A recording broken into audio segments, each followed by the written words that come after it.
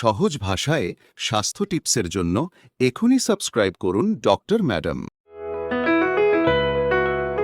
কল্পনা করুন আপনার পেটের মাঝখানটায় একটা ধীরে ধীরে জ্বালা ধরছে, কখনো খাবারের পর, কখনো খালি পেটে।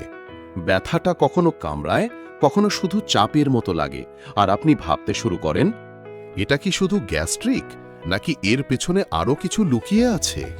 আজ আমরা খুব সহজ ভাষায় বুঝে নেব পেটের আলসার আসলে কি, কেন হয়, কি কি লক্ষণ দেখা দেয়, কিভাবে ধরা পড়ে, আর ঠিক কিভাবে চিকিৎসা করলে আপনি পুরোপুরি সেরে উঠতে পারেন। এই স্ক্রিপ্টটি লিখেছেন এবং পর্যালোচনা করেছেন doctor Shreyasi Chatterjee, MRCP UK, medicine specialist, diabetes ও হরমোন বিশেষজ্ঞ। তথ্য সংগৃহীত হয়েছে Mayo Clinic, Cleveland Clinic, NHS UK এবং অন্যান্য বিশ্বস্ত মেডিকেল সূত্র থেকে। শুরু করার আগে চ্যানেলটি সাবস্ক্রাইব করে রাখুন, কারণ এখানে আপনি প্রতিদিন পাবেন সহজ, বিজ্ঞানের ভিত্তিতে তৈরি, ডাক্তার পর্যালোচিত স্বাস্থ্য তথ্য। পেটের আলসার, যাকে আমরা গ্যাস্ট্রিক আলসারও বলি, আসলে পেটের ভেতরের আস্তরণে তৈরি ছোট্ট একটি ক্ষত।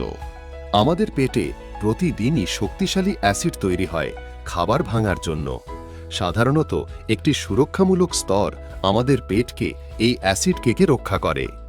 কিন্তু যখন সেই সুরক্ষা দুর্বল হয়ে যায়, অ্যাসিড সরাসরি টিস্যুতে আঘাত করতে থাকে, আর সেখানেই তৈরি হয় আলসার। এবার আসি লক্ষণে। সবচেয়ে সাধারণ লক্ষণ হল পেটের ওপরের অংশে জ্বালা বা তীব্র কামড়ানো ব্যথা। কেউ কেউ খাবারের পর ব্যথা বাড়তে দেখে, কেউ আবার খালি পেটে ফাঁপা ভাব, যেন পেটটা গ্যাসে টইটম্বুর। বারবার বমি ভাব, কখনো শুধু হেঁচকি ওঠার মতো রেচিং, কখনো বমি, অল্প খাবারেও অতিরিক্ত ভরাট অনুভূতি। আর অনেকের ক্ষেত্রে দেখা দেয় হার্টবার্ন, অ্যাসিড ওপরে উঠে বুক জ্বালা তৈরি করে। কিন্তু কেন আলসার হয়? এর পেছনে সবচেয়ে বড় অপরাধী হল H. পাইলোরি নামের একটি ব্যাকটেরিয়া। প্রায় 10 জনে 8 জন আলসার রোগীর ক্ষেত্রে এই ব্যাকটেরিয়াই দায়ী।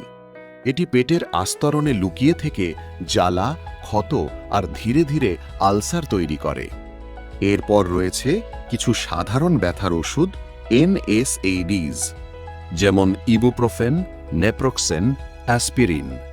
দীর্ঘদিন বা বেশি মাত্রায় ব্যবহার করলে এগুলো পেটের সুরক্ষা স্তর পাতলা করে দিয়ে আলসারের ঝুঁকি বাড়ায়। কিছু কম সাধারণ কারণও আছে।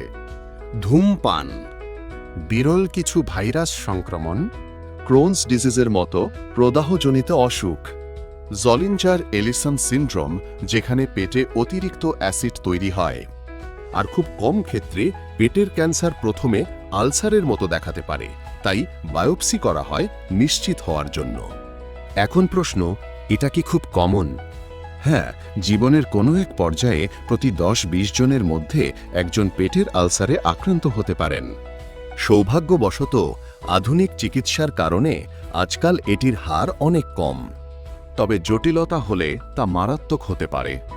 সবচেয়ে ভয়ের হল রক্তপাত। হঠাৎ বেশি রক্তপাত হলে রক্তবমি হতে পারে। ধীরে ধীরে রক্তপাত হলে বমি কফির মতো কালচে হয়ে যায়। একে বলে কফি গ্রাউন্ড ভমিট। আর কালো টারি জাতীয় পায়খানা, যাকে বলে মেলেনা, এটিও জরুরি চিকিৎসার সংকেত। আরও একটি গুরুতর জটিলতা হল পারফোরেশন, যখন আলসার পেটের দেয়ালে পুরো ছিদ্র করে ফেলে।